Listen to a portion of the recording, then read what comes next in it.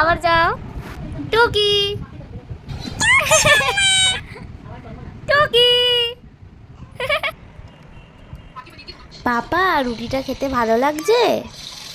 হ্যাঁ মাম্মা, খুব ভালো খেতে, খুব টেস্টি। বাবা রুটিগুলো কি শক্ত, আমার তো দাঁত এখানে তাই খেতেও পারছি না। দুধ আর খাবো না। আর ঘুরতে গেছিলে পাপা? ও, তোমার খিদে পাইনি? একটুও পাইনি?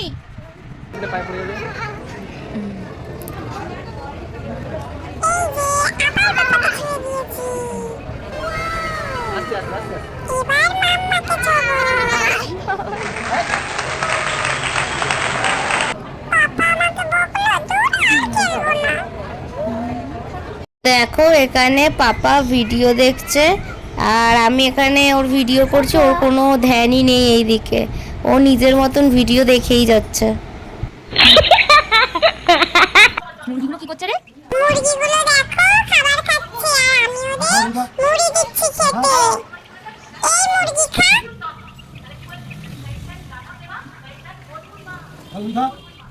হ্যাঁ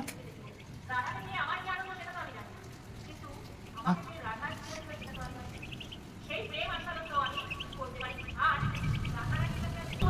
দেখো মাম্মা, আমি এই মুরগির বাচ্চাটাকে হাতে নিয়েছি, আমার একটুকু ভয় করে না।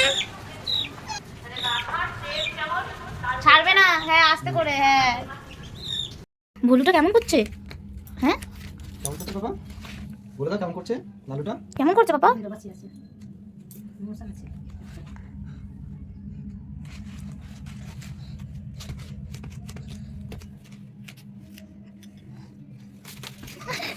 তো ভলু দেখো পাপার খেলনাটা নিয়ে খেলছিল আর পাপা চুপচাপ দাঁড়িয়ে দেখছিল, যেহেতু ওর খেলনাটা নিয়ে খেলছে।